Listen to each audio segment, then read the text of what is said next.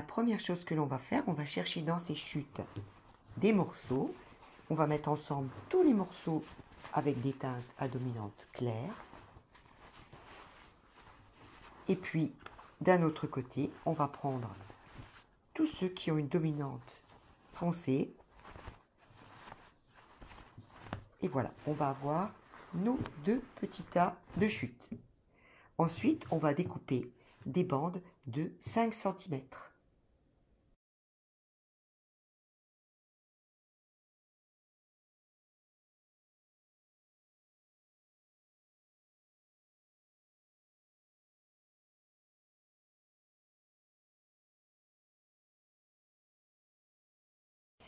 Une fois que mes petites bandes sont découpées, je choisis une des bandes et je vais découper un petit carré de 5 cm sur 5.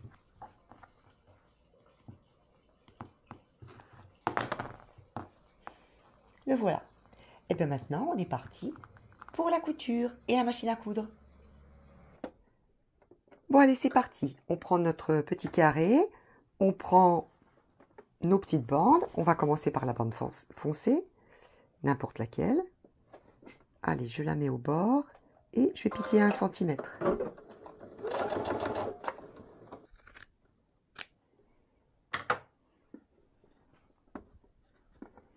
Voilà, je coupe, j'ouvre. Donc, de l'autre côté, je prends à nouveau ma bande, endroit contre endroit, et je pique aussi 1 cm.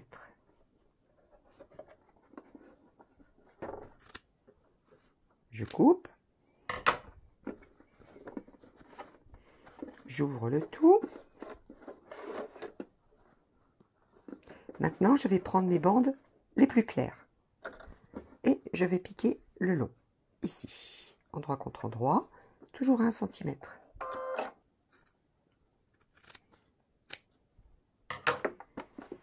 Je coupe. J'ouvre. Je prends la même bande. Je la mets de l'autre côté.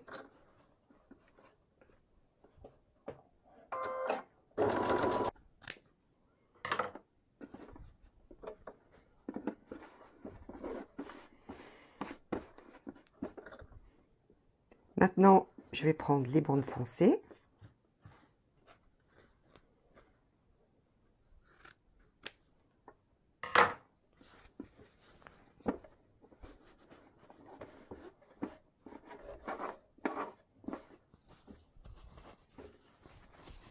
De l'autre côté. Et bien maintenant, je vais prendre les bandes de couleur claire pour mettre ici et ici. Et je vais continuer tout le long. Et après, ce sera bande foncée, bande foncée, bande claire, bande claire. Allez, on y va.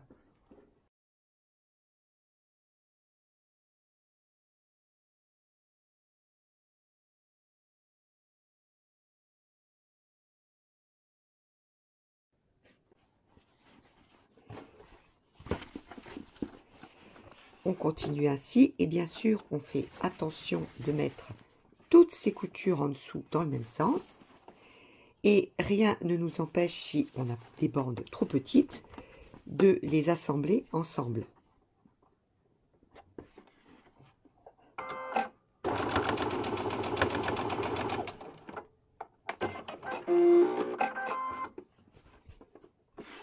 Voilà, comme ça je récupère une grande bande. Hein.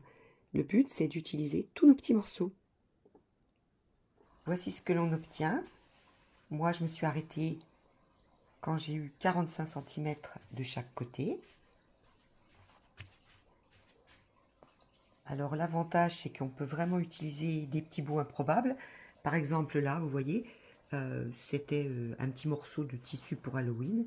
Donc, je ne savais plus quoi en faire. Donc là, j'ai pu le caser. De même, ce petit morceau-là, qui est une espèce de damassé qui avait servi pour une jupe un petit peu habillée, eh bien, on le retrouve là, mélangé avec des tissus un petit peu d'été. Donc, cette technique permet vraiment d'utiliser ces petites chutes. Maintenant, eh bien, on va continuer à utiliser ce petit carré. si je le retourne, je vois que j'ai bien mis toutes mes coutures dans le même sens.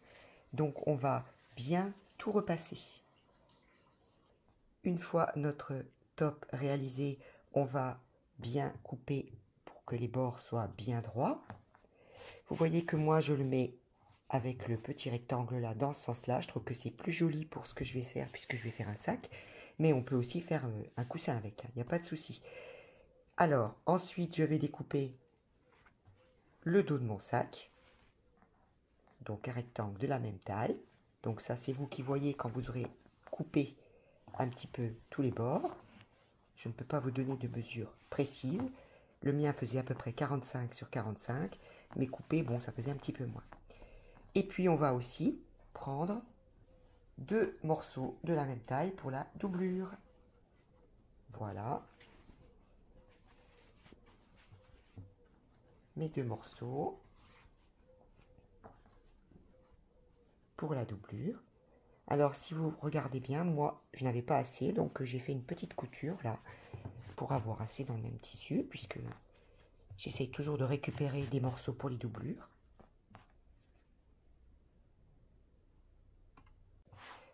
Moi j'ai décidé de faire une petite poche à l'intérieur, donc j'ai fait un morceau de 15 cm sur 38 que je plierai en deux.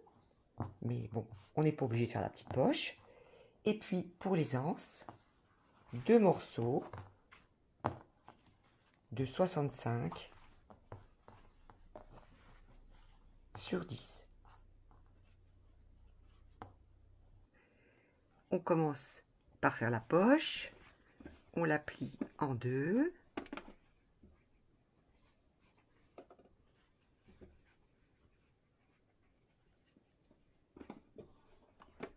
On assemble les deux côtés à 1 cm.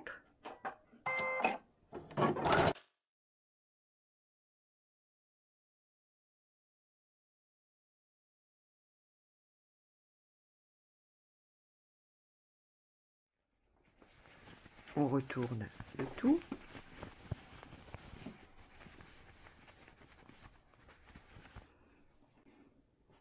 Je fais un petit rentré d'à peu près 1 cm.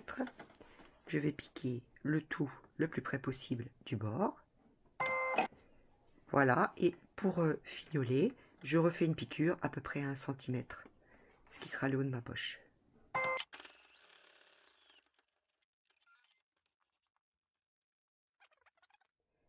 Je positionne déjà la poche à l'endroit où je veux sur la doublure. Moi, je la fais un petit peu en bas. Comme ça, quand on met un portable à l'intérieur, il est bien au fond du sac. Ou même si on met son petit porte-monnaie ou quelque chose, c'est mieux que ça soit au fond, je trouve. Donc, on positionne, on épingle et on va piquer tout autour en laissant la poche ouverte en haut.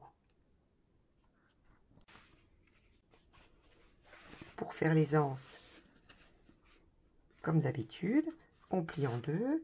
On fait nos petits rentrés d'1,5 cm. On passe tout ça bien au fer et on épingle.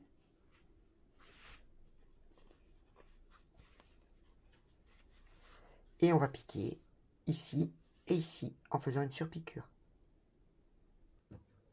On positionne les anses à 10 cm des bords.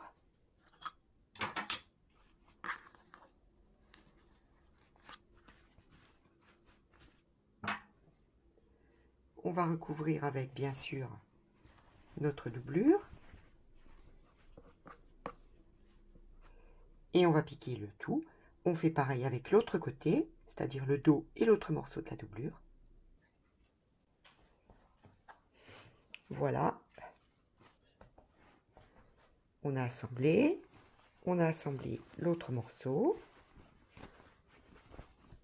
On met bien endroit contre endroit les morceaux ensemble, en faisant bien attention avec nos anses.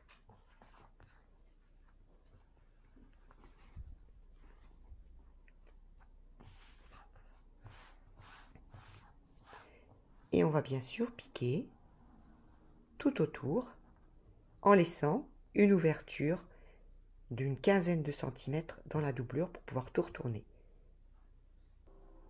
En ce qui me concerne, je découpe tout le tour au ciseau cranteur avant de retourner. Cela m'évite de surfiler. Voilà, le sac est retourné. Il ne nous reste plus qu'à fermer ici. Voilà, c'est fait. Maintenant, on retourne le tout.